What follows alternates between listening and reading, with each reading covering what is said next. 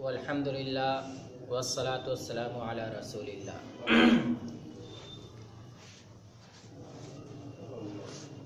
درس صحابہ کا سلسلہ چل رہا ہے، جس میں آج جن موصوف صاحب کی حیات اور زندگی کے بارے میں بات کی جائے گی، وہ ہیں حکیم بن حزام رضی اللہ عنہ۔ اللہ کے رسول صلی اللہ علیہ وسلم نے ایک جملہ ان کے بارے میں کہا کہ مکہ میں 4 افراد ایسے ہیں کہ میں ان کے شرک میں مبتلا رہنے سے بیزار ہوں اور ان کے اسلام قبول کرنے کی دلی رغبت رکھتا ہوں، یعنی دل سے چاہتا ہوں کہ وہ اسلام قبول کر لیں۔ تو ان 4 میں سے یہ حکیم بن حزام ہے۔ کیا آپ اس جلیل القدر صحابی کے متعلق کچھ جانتے ہیں؟ تاریخ میں یہ بات ہے کہ ان کی ولادت، ان کی پیدائش خانہ کعبہ کے اندر ہوئی۔ کہاں ہوئی؟ اور یہ کون سے صحابی ہیں جن کی ولادت خانہ کعبہ میں ہوئی؟ امان بتاؤ۔ طیب، وہ ہے حضرت علی بن ابی طالب۔ کون ہے؟ ان کی بھی پیدائش کہاں پر ہوئی ہے؟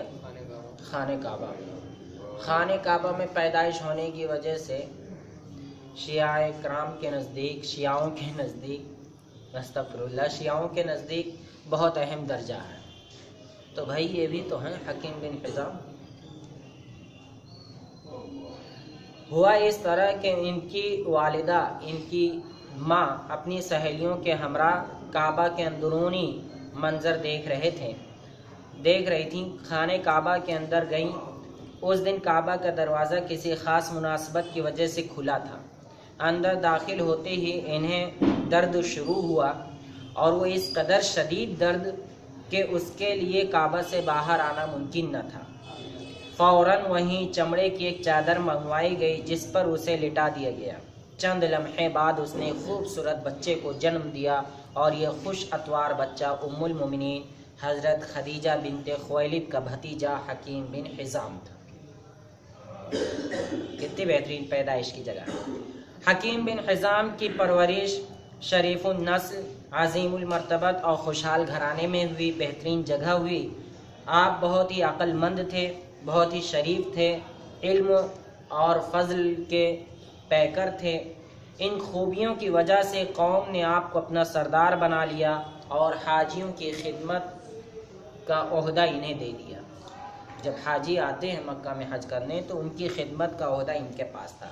پانی پلانا، انتظام کرنا، ان کے سامان کو دیکھنا، ان کو کھانا دینا اور ان کے ہر طرح کی پریشانی سے دور رکھنا۔ زمانے جاہلیت میں حاجیوں کی خدمت کے لیے اپنے مال میں سے ایک خاص حصہ نکال کر الگ کر لیا، یعنی اپنے مال میں سے ایک خاص حصہ نکالتے تھے کہ بھائی اس سال حج کرنے جتنے آئیں گے اسی پیسے سے میں ان کی خاطرداری کروں گا۔ رسول اللہ صلی اللہ علیہ وسلم کی نبی بنائے جانے سے پہلے حکیم بن حزام رضی اللہ عنہ آپ کے گہرے دوست تھے بہت۔ اگرچہ یہ نبی صلی اللہ علیہ وسلم سے عمر میں 5 سال بڑے تھے، مگر آپ سے الفت اور محبت اور گہرا تعلق تھا۔ یہ آپ سے مل کر آپ کے مجلس میں بیٹھ کر دلی اطمینان حاصل کرتے اور انتہائی خوشی محسوس کرتے، بہت خوش ہوتے۔ ان کے جواب میں رسول اللہ صلی اللہ علیہ وسلم بھی ان کے ساتھ محبت سے پیش آتے۔ جب نبی صلی اللہ علیہ وسلم نے ان کی پھوپھی حضرت خدیجۃ الکبریٰ سے شادی کی تو پھر اس رشتہ داری کی بنا پر تعلقات اور مضبوط ہو گئے۔ پہلے تو دوست تھے، اب جب پھوپھی سے شادی ہو گئی تب تو رشتہ اور مضبوط ہو گیا۔ اتنے گہرے اور مخلصانہ تعلقات اور میل ملن تھے کہ اس کے باوجود آپ کو یہ سن کر تعجب ہوگا کہ حکیم بن حزام فتح مکہ کے دن اسلام لائے، یعنی پہلے نہیں لائے۔ کتنا گہرا تعلق تھا، گہرے دوست تھے اور حضرت خدیجہ کے بھتیجے تھے۔ حضرت خدیجہ آپ کی پھوپھی تھیں۔ پھر بھی آپ نہ اسلام کب لے کر آئے؟ مکمل کتنے سال کے بعد؟ ہجرت کے 8 سال کے بعد، 13 اور 8 کتنا ہو گیا، 21 سال کے بعد کب لے کر آئے اسلام؟ اور یہاں پر ہم اور آپ لوگ تو کسی سے ملتے تو ایسا اس کو سمجھاتے ہیں کہ وہ مسلمان ہو جائے، یہ شرک ہے، یہ غلط ہے، یہ مسلک کے خلاف ہے، ایسا لگتا ہے کہ ابراہیم علیہ السلام بنا دیں گے اس کو ایک ہی صبح میں۔ یہاں کتنے سال میں اسلام لائے؟ 21 سال، 13 اور 8 21، بتاؤ۔ پہلے تعلقات تو بناؤ، بات چیت تو ہوتے رہے گی، لیکن پہلے ہی سے لڑائی کا موڈ بنا لیں پھر تو صرف نفرت پھیلے گی۔ عقل و دانش کا تقاضا تو یہ تھا کہ حکیم بن حزام رضی اللہ عنہ جیسا سمجھدار، دانشور، عقل مند رسول صلی اللہ علیہ وسلم کا قریبی رشتہ دار ہونے کا بھی شرف سب سے پہلے آپ پر ایمان لاتے، آپ کی دعوت کی تصدیق کرتے، آپ کی ہدایت کو تسلیم کرتے، آپ کے راستے پر عمل کرتے، لیکن اللہ کی مشیت ہر چیز پر غالب ہے، وہی ہوتا ہے جو اللہ رب العالمین کو منظور ہو۔ حکیم بن حزام کی تاخیر سے اسلام قبول کرنے پر جیسے آپ تعجب کرتے ہیں، انہیں خود بھی بہت تعجب ہوا کہ انہوں نے اسلام قبول کرنے میں اتنی دیر کیوں لگا دی، وہ حلاوت ایمانی کا مزہ چکھنے میں اتنی دیر کیوں محروم رہے، ایمان کی مٹھاس اتنی دیر سے کیوں ملی، وہ اپنی زندگی کے ہر اس لمحے پر بے انتہا شرمندہ تھے جو کفر و شرک کی حالت میں گزرے، جو انہوں نے اللہ کے ساتھ شرک کرنے اور اس کے پیارے نبی صلی اللہ علیہ وسلم کے جھٹلانے میں گزار دی۔ اللہ اکبر۔ اسلام قبول کرنے کے بعد ایک روز بیٹے نے دیکھا ابا جان زار و قطار رو رہے ہیں، پوچھا ابا جان آپ روتے کیوں ہیں؟ فرمایا بہت سی باتیں ہیں بیٹا، ہر بات پہ مجھے رونا آتا ہے، بہت سی باتیں۔ پہلی بات تو یہ کہ میں نے اسلام قبول کرنے میں بہت دیر کر دی، جس کے بنا پر درجات اور خیر کثیر کے حصول سے محروم ہو گیا، بہت دیر کر دی۔ ہاں اب میں زمین کے وزن کے برابر بھی خالص سونا اللہ کے راہ میں خرچ کروں تب بھی ان درجات کو نہیں پہنچ سکتا جن پہ پہلے اسلام قبول کرنے والے فائز ہو چکے ہیں۔ اصل میں ان کے سامنے وہ والی حدیث تھی جس میں اللہ کے رسول صلی اللہ علیہ وسلم نے ارشاد فرمایا، بخاری کی روایت ہے، لا تسبوا اصحابی فإن أحدكم لو أنفق مثل أحد ذهبا ما بلغ مد أحدهم ولا نصيبا۔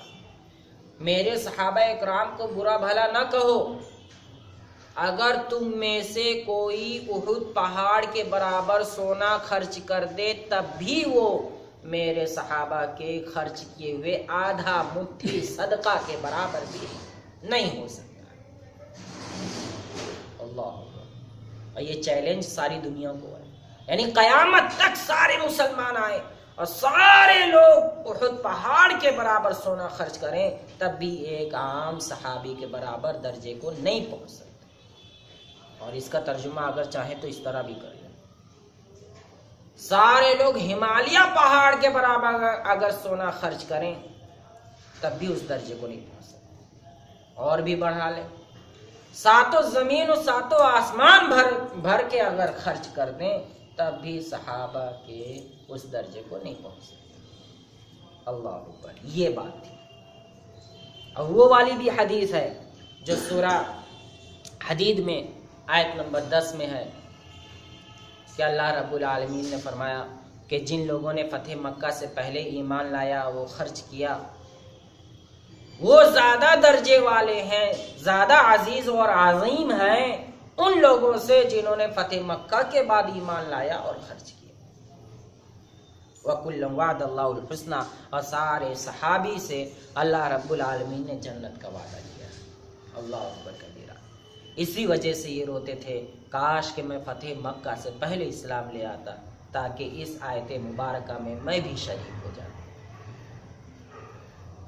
میں بھی۔ دوسری بات یہ رونے کی دوسری وجہ کہ اللہ تعالیٰ نے مجھے بدر اور احد کی جنگ میں بچا لیا، اور میں نے اپنے دل میں فیصلہ کر لیا تھا کہ میں آج کے بعد رسول اللہ صلی اللہ علیہ وسلم کے مقابلے میں قریش کی قطعاً کوئی مدد نہیں کروں گا، اور کسی بھی جنگ میں شریک ہونے کے لیے مکہ سے باہر قدم نہیں نکالوں گا۔ لیکن پھر مجھے قریش کی مدد کے لیے کھینچ کر میدان میں لایا گیا اور مجھے مجبور کیا گیا ہے کہ میں قریش کا ساتھ دوں۔ اللہ۔ اور تیسری وجہ رونے کی یہ ہے کہ جب بھی میں نے اسلام قبول کرنے کا ارادہ کیا تو میری نظر سرداران قریش کی طرف اٹھتی، میں سوچتا یہ مجھ سے عمر میں بڑے ہیں، اپنی قوم میں ان کا رعب و دبدبہ ہے، بہت بڑا اثر ہے، بہت رسوخ ہے، بہت دادا گیری چلتی ہے ان کی۔ قریش میں ان کو عزت کی نگاہ سے دیکھا جاتا ہے، ان کے خیالات کے آتے ہی میرا ارادہ بدل جاتا، ارے یار یہ لوگ کیا کہیں گے، یہ جو سلام کلام کر رہے وہ بھی بند ہو جائے گا، جو عزت ملی ہے وہ بھی ختم ہو جائے گی، اور میں پھر سرداران قریش کے شانہ بشانہ چلنے لگتا، یہی سوچ کے کہ یار ابھی سرداران قریش جو مجھ سے بات چیت کرتے ہیں وہ بھی بند ہو جائے گا۔ یہ حضرت ابو طالب بھی سوچتے رہ گئے کہ اللہ کے رسول، میرے بھتیجے میں تیرا کلمہ نہیں پڑھوں گا، اگر میں نے پڑھ لیا تو میری قوم والے کیا کہیں گے کہ اپنے باپ دادا کے دین کو چھوڑ کر مر گیا، اسی لیے نہیں پڑھے۔ غیرت دیکھو، اللہ اکبر۔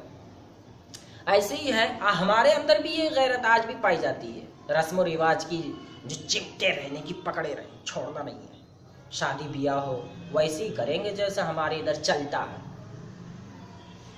اگر الگ کیے، امان کو نہیں بلایا، طیب صاحب کو نہیں بلایا، سعود کو نہیں بلایا دعوت میں، تو لوگ کیا کہیں گے، لوگ مجھ سے ملنا جلنا چھوڑ دیں گے، دو بوٹی کی وجہ سے رشتہ ہی ختم ہو جائے گا۔ زبردستی سب کو بلانا ہے، سب کو بلانا ہے، بلانے کا اتنی لمبی فہرست ہو جاتی ہے، 2000 بلاؤ، چلو خیر، اللہ اکبر۔ جہیز لینا ہے، ہم نے جب دیا ہے تو ہم لیں گے کیوں نہیں لیں گے تو کیا کہیں گی، خالہ کیا کہیں گی، امی کیا کہیں گی، گھر والی عورتیں کیا کہیں گی، اسی غیرت پہ آدمی مارا جاتا ہے۔ بہت سے رسم و رواج ایسے ہیں جو صرف اسی وجہ سے ہمیں کرنا ہوتا ہے یا کرنا پڑتا ہے کیونکہ ہماری غیرت گوارا نہیں کرتی ہے کہ ہم اسے چھوڑ دیں۔ اللہ اکبر۔ کاش کہ میں نے ایسا نہ کیا ہوتا، یعنی سرداران قریش کو خاطر میں نہ لایا ہوتا تو کیا ہوتا؟ ہمیں تو ہمارے آباء و اجداد اور بڑوں نے ہلاک کر دیا، بیٹا بتاؤ پھر میں کیوں نہ روں۔ اللہ اکبر۔ جس طرح ہم حضرت حکیم بن حزام کے تاخیر سے اسلام قبول کرنے پر تعجب ہیں اور حیرت میں ہیں، جس طرح خود تاخیر سے اسلام قبول کرنے میں تعجب ہی نہیں بلکہ شرمندہ ہیں، اسی طرح رسول اللہ صلی اللہ علیہ وسلم کو بھی بہت تعجب ہوا کہ حکیم بن حزام جیسے سمجھدار انسان پر اسلام کی خوبیاں کیسے چھپی رہ گئیں اور وہ اللہ کے دین میں داخل ہونے سے بڑھ نہ سکے۔ فتح مکہ کے دوران ایک رات رسول اللہ صلی اللہ علیہ وسلم نے اپنے جانثار صحابہ سے ارشاد فرمایا، کیا ارشاد فرمایا کہ مکہ میں 4 افراد ایسے ہیں جو شرک میں مبتلا ہیں اور میں چاہتا ہوں کہ یہ لوگ اسلام لے آئیں۔ تو جس میں سے ایک وہ تھے حکیم بن حزام تھے۔ حتاب بن اسید، جبیر بن مطعم، سہیل بن عمرو، حکیم بن حزام رضی اللہ عنہ، اللہ کے فضل سے یہ چاروں کے چاروں ایک ساتھ اسی رات مسلمان ہو گئے۔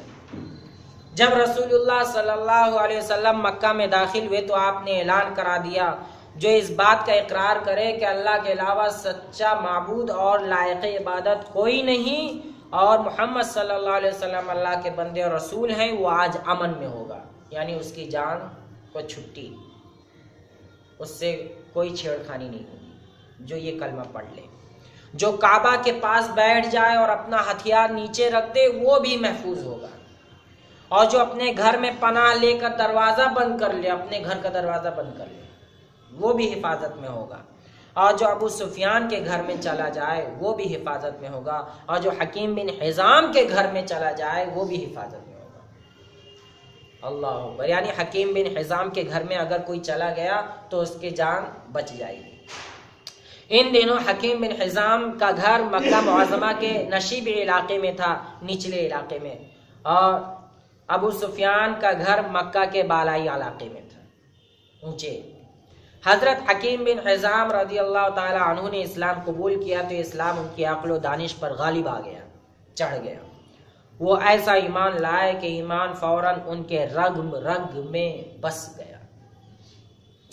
انہوں نے اپنے دل سے یہ پکا ارادہ کیا، قسم کھائی کہ میں جاہلیت میں جو بیوقوفی کیا ہوں اسے ختم کروں گا اور اس سے کہیں زیادہ نیکیاں کرنے کی کوشش کروں گا۔ جو جاہلیت کے زمانے میں نے غلط کام کیے ہیں اس سے کہیں زیادہ اب نیکیاں کروں گا، اور جس قدر مال و دولت میں نے رسول اللہ صلی اللہ علیہ وسلم کی عداوت میں خرچ کیا ہے اس سے کہیں زیادہ میں اللہ کے رسول کی حمایت میں اب خرچ کروں گا، آپ کی مدد میں، اس سے بڑھ کر اب آپ کی محبت اور اسلام کی تائید میں خرچ کروں گا۔ یہ آپ کو سوچیں، ہم لوگوں کو بھی رشک اسی بات کا ہونا چاہیے۔ یہ تھوڑا ہے کہ فلانے کی دکان چل رہی ہے تو جلن ہے، فلانے کا کاروبار اچھا ہے تو حسد ہے، فلانا خوشی میں ہے تو سینے میں جلن پیدا ہو گئی، اسے دیکھا نہیں جا رہا ہے، نہیں، بلکہ اسی کو ذرا مثبت طریقے سے سوچے تو نیکیاں بھی مل جائے کہ اللہ جیسے تو نے فلانے کو نوازا ہے وہ تیرے راستے میں خرچ کرتا، ایسے مجھے بھی نوازتا تو میں بھی تیرے راستے میں خرچ کرتا۔ دیکھو بات بن گئی، ثواب کا ثواب، کام کا کام۔ لیکن ادھر تو پریشانی ہم تمام لوگوں کے اندر یہ ہے کہ کوئی خوش نہ رہے چاہے مجھے کچھ بھی نہ ملے۔ سب سے بڑی بات تو یہی ہے بلال صاحب، سامنے والا خوش نہ ہونے پائے چاہے مجھے کچھ ملے یا نہ ملے، لیکن میں دوسروں کو نہیں خوش ہو کر دیکھنا چاہتا ہوں۔ اور خاص طور سے ہم تمام اپنے مسلمان بھائیوں میں اگر یہاں تک معاملہ آ جاتا ہے عداوت دشمنی کا کہ بھائی ہم تم سے لین دین بند کر دیں گے چاہے ٹھاکر صاحب کو بیچے گا، ہم دوسرے کو کرایہ اپنے دکان کا دے دیں گے، کسی دوسرے کو نہیں دیں گے، ملا صاحب کو نہیں دیں گے، فلانے کو نہیں دیں گے۔ دشمنی یہاں تک پہنچ جاتی ہے۔ اللہ اکبر کبیرہ، اللہ ہی تعالیٰ ہدایت دے، ہے کہ نہیں؟ آپ لوگ جانتے ہیں، آپ لوگ تو یہاں پر رہتے بھی ہیں، اللہ ہی تعالیٰ ہدایت دے۔ بس معاملہ بہت گہرا ہو جاتا ہے، دشمنی میں نہ جانے لوگ ایمان تک کا سودا کر ڈالتے، جبکہ اللہ کے رسول صلی اللہ علیہ وسلم نے ارشاد فرمایا جس نے بھی اپنے رشتے ناتے کو توڑا تو گویا کہ اللہ کی رحمت کو توڑ دیا، اور رشتے ناتے کو توڑنے والا جنت میں نہیں جائے گا، یہ پکا وعدہ ہے۔ ساری عبادت بیکار ہے، جو بندوں کے دلوں کو نہیں ملا سکتا وہ اللہ کی رضا مندی کیسے حاصل کر سکتا؟ اور بھی اس پر بہت سے کئی بار میں نے کہا بھی ہے رشتے ناتے کے حقوق کیا ہیں، اور عام مسلمان سے دشمنی کرنا صرف اسی لیے کہ ہماری ذات کو نقصان ہو رہا ہے اور ہم سے دیکھا نہیں جا رہا ہے، تو اس سے بڑی ہلاکت و بربادی کی بات کچھ نہیں ہے۔ تو واقعتاً انہوں نے اپنی قسم پوری کی۔ کیا قسم پوری کی؟ کہ سب سے زیادہ نیکی کروں گا، اور جتنا دشمنی میں نے مال خرچ کیا اللہ کے رسول کے اس سے کہیں زیادہ اب دین اسلام کی مدد میں اپنا مال خرچ کروں گا۔ دارالندوہ پر شکوہ عمارت، تاریخی عمارت جس میں قریش دور جاہلیت کے مشورے کیا کرتے تھے بیٹھ کر، دارالندوہ یعنی میٹنگ ہال، کانفرنس ہال، جیسے شادی بیاہ کے لیے ہال بنتے ہیں تو دارالندوہ بنا تھا، اس میں بیٹھ کے میٹنگ ہوتی تھی، بات چیت ہوتی تھی، مشورہ ہوتا تھا، پنچایت چلتی تھی، اسلام کے خلاف کیا کرنا ہے، اللہ کے رسول کے خلاف کیا کرنا ہے، دوسرے لوگ آ رہے ہیں ان کو کیسے بتانا ہے، دوسرے لوگوں کو بتا دو کہ رشتہ ناتا توڑ دیتا ہے، اس کے اوپر جو بھی ایمان لاتا ہے وہ بددین ہو جاتا ہے، یہ ساری چیزیں۔ خیر، جس میں بڑے بڑے قریش کے سردار اللہ کے رسول کو قتل کرنے کے منصوبے کیا کرتے تھے، وہ عمارت حضرت حکیم بن حزام کی ملکیت تھی، بینامہ آپ کا ہی تھا، ملکیت آپ کی تھی۔ انہوں نے دور جاہلیت کی یادیں بھلا دینے کی خاطر اسے 1,00,000 درہم میں بیچ دیا، اور ایک قریشی نوجوان نے ان سے کہا چچا جان آپ نے عزت و اکرام کی نگاہ سے دیکھے جانے والے قریش کا ایک عظیم مرکز بیچ دیا، آپ نے یہ کیا غضب کیا؟ آپ نے فرمایا بیٹا تیری سوچ پر مجھے از حد افسوس ہے، اب تقوی اور ایمان کے علاوہ ساری عزتیں ملیا میٹ ہیں۔ وہ بات کی بات تھی کہ دارالندوہ میری ملکیت میں تھا، اس میں قریش والے بیٹھتے تھے، اب ایمان اور تقوی کے پیمانے پر ساری چیزیں کمزور ہیں، ہیج۔ سنو، میں نے اسے اس لیے بیچا تاکہ اس کی قیمت سے جنت میں ایک گھر خرید سکوں۔ جس سینٹر سے میں نے اسلام کو نقصان پہنچایا ہے، اب اسی سینٹر کو بیچ کر جنت میں ایک گھر بنوانا چاہتا ہوں، جنت میں ایک گھر بنوانا چاہتا ہوں۔ تو میں تجھے گواہ بنا کر اعلان کرتا ہوں کہ میں نے ساری رقم اللہ کی راہ میں خرچ کرنے کے لیے وقف کر دی ہے۔ یہ ریاکاری نہیں تھی، بلکہ آپ نے گواہ بنایا تھا اپنی نیکی پر۔ یہ اس لیے نہیں بتایا تھا اسے کہ تاکہ تم لوگوں میں شہرت مشہور کر دینا، اس لیے بتایا تھا کہ تم اللہ کے ہاں گواہ رہنا کہ میں نے جس سینٹر سے اسلام کی دشمنی کے لیے کام کیا ہے، آج اسی سینٹر کو بیچ کر اللہ کی راہ میں خرچ کرتا ہوں۔ اسلام قبول کرنے کے بعد حضرت حکیم بن حزام رضی اللہ عنہ نے حج کیا اور اپنے ساتھ 100 صحت مند اور موٹی تازی اونٹنیاں ہمراہ لی۔ حج کیا اور 100 اونٹنیاں لی۔ کتنی اونٹنیاں؟ 100، اور ان پر خوبصورت اور قیمتی کپڑے ڈالے تاکہ اور دیدہ اور خوبصورت معلوم ہو۔ ان سب اونٹنیوں کو مینا میں اللہ کی رضا کی خاطر قربان کر دیا، اللہ کی رضا کی خاطر۔ اور آج کل تو بہت سے لوگ ایسے ہیں جو اسلامی ارکان کے اوپر اب انگلی اٹھانے لگ گئے۔ سعود صاحب، اسلامی ارکان پر بےہودہ باتیں، شک و شکوک اور شبہات پیدا کرنا صرف کام ہے بس۔ اللہ تعالیٰ انہیں ہدایت دے۔ جیسے کوئی قربانی کہتا تو بہت سے لوگ کہتے ہیں بتاؤ 4000 5000 10000 20000 15000 جو قربانی میں جاتا ہے، یہ روپے سے اگر کسی غریب کی مدد کی جائے تو یہ کہیں زیادہ اچھا ہے۔ یہ شیطانی وسوسہ ہے، یہ کھلی گمراہی ہے۔ اللہ رب العالمین نے جس چیز کو عبادت قرار دیا اس کا بدل نہیں ہو سکتا۔ اگر آپ کو زیادہ ضرورت ہے تو ان لوگوں کو کہیے جو فضول خرچی کرتے ہیں، جو شیطان کے راستے میں خرچ کرتے ہیں۔ وہی آدمی جہیز لینے والے کو ایسی بات نہیں کہے گا، شادی بیاہ میں اسراف کرنے والے کو، فضول خرچی کرنے والے کو یہ نصیحت نہیں دے گا۔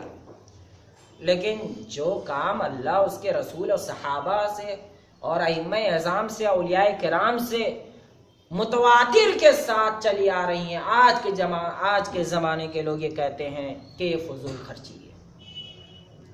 بتاؤ، اللہ تعالیٰ ہدایت دے۔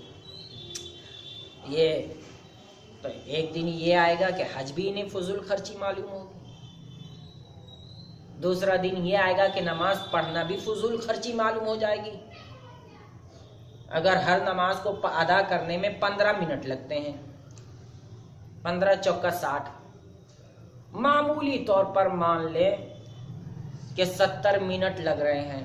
70 منٹ اگر کسی غریب لڑکے کو ہم پڑھا دیں، ٹیوشن دے دیں تو یہ زیادہ ثواب کا کام ہے؟ یہ بکواس ہے، جہالت ہے، گمراہی ہے۔ نماز کا بدل دوسری چیز نہیں ہو سکتی ہے، روزے کا بدل دوسری چیز نہیں ہو سکتی ہے۔ جس چیز کو اللہ رب العالمین نے جو مقام دیا وہ وہی ہے۔ ہاں، یہ الگ بات ہے آپ سماج کی خدمت کریں، لیکن اس کا مطلب یہ نہیں کہ اسلام کے ارکان کو ڈھا کر، گرا کر، ایسا نہیں کر سکتے۔ اب اللہ کے رسول سے زیادہ ہماری سمجھ ہو گئی ہے۔ جو بات اللہ کے رسول نے نہیں کہی وہ آج ہم سمجھ لیے اپنے فاسد عقل سے۔ جن کے نماز اور عبادت کا کوئی پتہ نہیں ہے وہ ایسے وسوسے ڈالتے رہتے ہیں اور یہ سمجھتے ہیں کہ میں اسلام کا بہت بڑا مطالعہ کر رہا ہوں۔ یہ نہیں سمجھ رہے ہیں کہ جتنے لوگوں کو انہوں نے ایسی باتیں کہہ کے گمراہ کیا ہے، ان سارے لوگوں کا گناہ اس کے بھی سر ہو۔ ہاں، جو چیز ایک بار کیا اللہ کے رسول نے اسے ایک بار کرنا چاہیے، یہی زیادہ افضل ہے۔ ایک بار حج کیا، ایک ہی بار کریں، دوسری بار اپنی کسی اور کو، کسی غریب مسلمان کو کرا دیں۔ لہذا معلوم یہ ہوا، خلاصہ کلام یہ کہ اللہ کے راستے میں خرچ کرنا یہ الگ چیز ہے اور عبادات کا ادا کرنا الگ چیز ہے، سماجی خدمات کرنا الگ چیز ہے۔ کسی کو کسی سے بھی گڈ مڈ نہیں کیا جا سکتا۔ اسلام قبول کرنے کے بعد حضرت حکیم بن حزام نے حج کیا اور اپنے ساتھ 100 صحت مند اونٹنیاں لے کر گئے اور سب کو اللہ کی راہ میں قربان کیا۔ دوسرے حج میں وقوف عرفات کے دوران 100 غلام کو آزاد کیا۔ کتنے غلام؟ 100 غلام، اور چاندی کے کڑے ڈالے ہوئے تھے، ان سب کی آزادی کا اعلان کر دیا۔ اور تیسرے حج میں 1000 بکری مینا کے میدان میں رضائے الہی کی خاطر قربان کی اور ان کا گوشت مسکینوں اور محتاجوں میں بانٹ دیا۔ تو جو قربانی کی جاتی ہے اسی لیے کی جاتی ہے، پیسہ برباد نہیں کیا جاتا ہے، بلکہ غریبوں کے گھر گوشت پہنچایا جاتا ہے۔ بسا اوقات الحمدللہ اس کی رحمت سے کتنے غریبوں کو تو اتنا گوشت پہنچ جاتا ہے کہ اتنا تو جو قربانی کرتا ہے اس کے گھر بھی نہیں ہوتا ہے۔ آپ نے دیا 2 بوٹی، میں نے دیا 2 بوٹی، بھائی 10 آدمی کی لاٹھی، ایک آدمی کا بوجھ، ایک آدمی کی لاٹھی ہو تو کوئی بات نہیں، جب 100 آدمی کی لاٹھی ایک ہی ساتھ باندھیں گے تو ایک آدمی بھی نہیں اٹھا پائے گا، یہی ہوتا ہے۔ غزوہ حنین کے بعد حضرت حکیم بن حزام رضی اللہ تعالی عنہ نے رسول اللہ صلی اللہ علیہ وسلم سے مال غنیمت مانگا، آپ نے دے دیا، پھر مانگا، آپ نے اور زیادہ دیا، یہاں تک کہ 100 اونٹ ہو گئے۔ آپ ابھی نئے مسلمان ہوئے تھے، اس لیے اللہ کے رسول نے خوب دیا اور فرمایا، حکیم یہ مال بڑا ہی دل فریب ہے، جو دلی تمنا کے دلی قناعت کے ساتھ اسے حاصل کرے اس میں برکت دی جاتی ہے، اور جو اسے لالچ کے ساتھ حاصل کرے تو اس سے برکت اٹھا لی جاتی ہے۔ وہ اس شخص کی طرح ہو جاتا ہے جو کھاتا ہے اور کبھی سیر نہیں ہوتا۔ یاد رکھو، دینے والا ہاتھ لینے والے ہاتھ سے بہتر ہوتا ہے۔ اور آج کل تو سارے مسلمانوں میں فیشن بن گیا، فیشن کی جگہ پیشہ بن گیا، پیشے سے بڑھ کر ایک پورا خاندان بن گیا، فقیروں کا خاندان۔ بھئی کیا ہے؟ فقیر ہے، خاندان کے حساب سے کیا فقیر ہے؟ بتاؤ، اتنی گمراہی، اللہ اکبر کبیرہ۔ اللہ کے رسول صلی اللہ علیہ وسلم نے ارشاد فرمایا، جس نے بھی بلا ضرورت مانگا قیامت کے دن وہ اپنے چہرے کو نوچے گا۔ جب حضرت حکیم بن حزام نے رسول اللہ صلی اللہ علیہ وسلم سے یہ بات سنی تو عرض کیا، یا رسول اللہ، مجھے قسم اس ذات کی جس نے آپ کو حق کا پیغمبر بنا کر بھیجا، آج کے بعد میں کسی سے کچھ نہیں مانگوں گا اور زندگی بھر کسی سے کوئی مطالبہ نہیں کروں گا۔ حضرت حکیم بن حزام نے یہ قسم پوری دکھلائی۔ حضرت ابو بکر صدیق نے اپنے دور خلافت میں کئی مرتبہ بیت المال سے حصہ دینے کے لیے حکیم بن حزام کو بلایا، لیکن انہوں نے اپنا حصہ لینے سے انکار کر دیا۔ یعنی اسی وقت سے اللہ کے رسول کی بات دل میں بیٹھ گئی کہ اب دوں گا زندگی میں تو صرف ہاتھ اوپر کر کے، لینے والا ہاتھ اب نہیں، لینے والا نہیں، فقیری نہیں کرنی ہے، خودداری غیرت زندہ ہو گئی۔ حضرت فاروق اعظم رضی اللہ تعالیٰ عنہ نے بیت المال سے حصہ دینے کے لیے انہیں بلایا، لیکن انہوں نے لینے سے انکار کر دیا، یہاں تک کہ فاروق اعظم نے بھی ارشاد فرمایا، لوگوں گواہ بنا کر گواہ رہنا، میں نے کئی بار حکیم بن حزام کو بیت المال سے اپنا حصہ لینے کے لیے بلایا، لیکن انہوں نے ہر بار اپنا حصہ لینے سے انکار کر دیا۔ حضرت حکیم بن حزام رضی اللہ تعالی عنہ زندگی میں اپنے اس موقف پر ڈٹے رہے، زندگی بھر کسی سے کچھ بھی نہ مانگا۔ اگر کسی خلیفہ نے کچھ دینے کی کوشش کی تو آپ نے اسے قبول کرنے سے انکار کر دیا اور اسی حالت میں اپنے حقیقی رب سے جا ملے، اللہ رب العالمین سے جا ملے، اللہ ان پر راضی ہو اور اللہ ان سے راضی ہو۔ حضرت حکیم بن حزام رضی اللہ عنہ کے مفصل معلومات لینے کی دیگر کتابیں ہیں۔ خیر، خلاصہ کلام یہ ہوا کہ صحابہ اکرام کی پاک باز جماعت ہیں کہ جس سے ہمیں بھی آج عبرت حاصل کرنے کی ضرورت ہے، اور ان کے زندگی کی روشنیوں کو اپنی زندگی کے اندھیروں میں اتارنے کی ضرورت ہے، اور دعا کرنا چاہیے کہ اللہ تعالی ہمیں بھی ان پاک باز صحابہ اکرام کے راستے پر چلنے کی توفیق عطا فرمائے، آمین۔ ربنا آتنا فی الدنیا حسنہ وفی الآخرۃ حسنہ وقنا عذاب النار۔ السلام علیکم۔